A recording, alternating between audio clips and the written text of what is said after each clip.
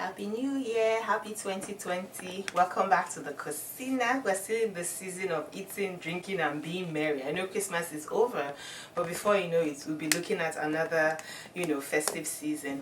But I wanted to start off this year really by going back home a little bit and trying something from home, something I never thought I would, get my hands on again, but I did, right? Because I live in a place that has a lot of ethnic diversity.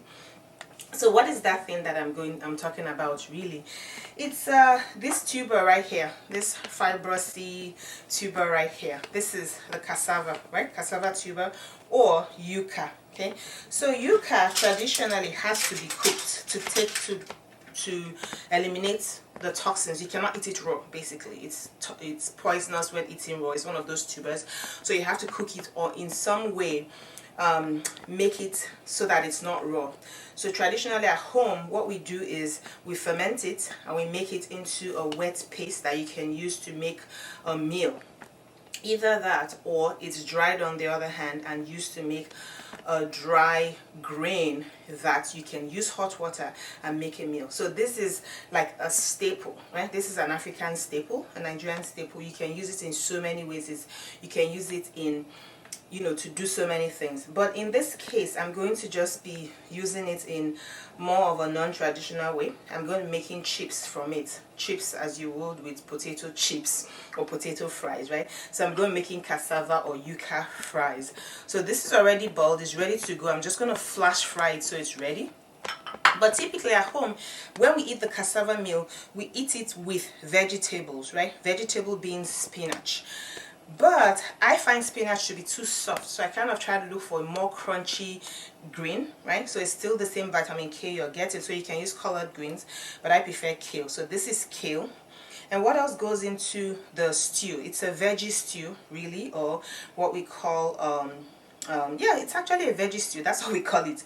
What else goes into it? So what goes into it is this paste, right? So these are bell peppers and habaneros already ground and ready.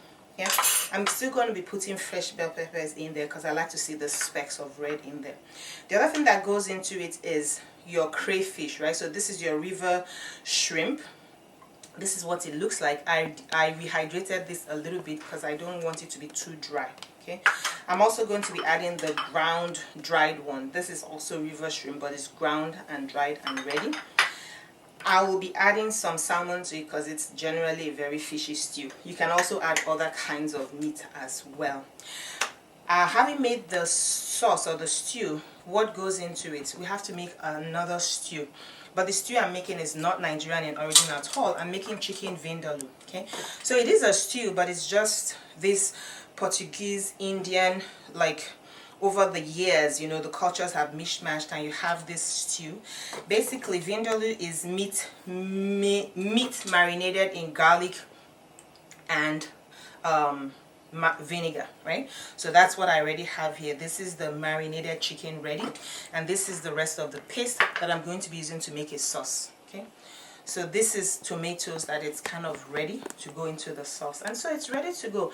Make the yuca fries, flash fry, make the sauce, and then cook the chicken vindaloo. Okay.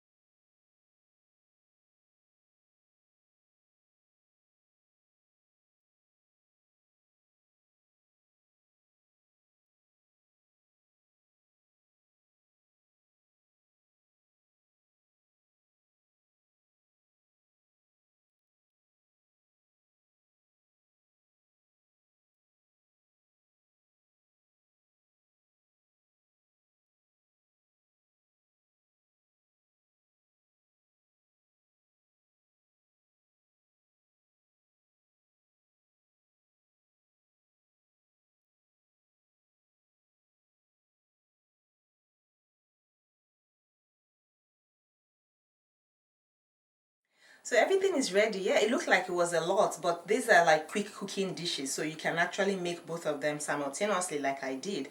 And because vindaloo is of Indian Portuguese origins, you know there's going to be a lot of spices. So this whole bunch right here, I didn't get to talk about it. This is everything that went into the vindaloo paste. So it's spicy, sour, sweet, and salty. I don't know if you can actually believe that. So yes, this is what it looks like, right? So traditionally in my country, you have this made as a meal, and then you have your vegetable and you have the stew, right? Or beata, or stew, just stew. Okay, so in this case I made chicken vindaloo, and then you have this. So if you're vegan, unfortunately this cannot fly. But the yuca is supposed to be paleo, you know, but some of us have been eating this from when we were born, so we kind of are like, okay, yeah, if that's what it's being called now, that's fine. Yeah, so that's it. So basically you're gonna take a little bit of the chips, add your vegetable, and then add your stew, and you're good to go. Okay, so this is going to be a very merry start to the year. I cannot wait to see what kitchen adventures we have that we're going to go, you know, on in 2020. And I hope you get to go with me, right? Because this is so much fun. I cannot explain how much fun it is just trying cuisine from different parts of the world. And while you're at it, don't forget to subscribe to the Cocina, right? Hit that button right there. Subscribe, follow along for kitchen hacks, tips, and flavorful foods from around the world. And I'll see you next week. For my kitchen to yours, it's Bon Appetit.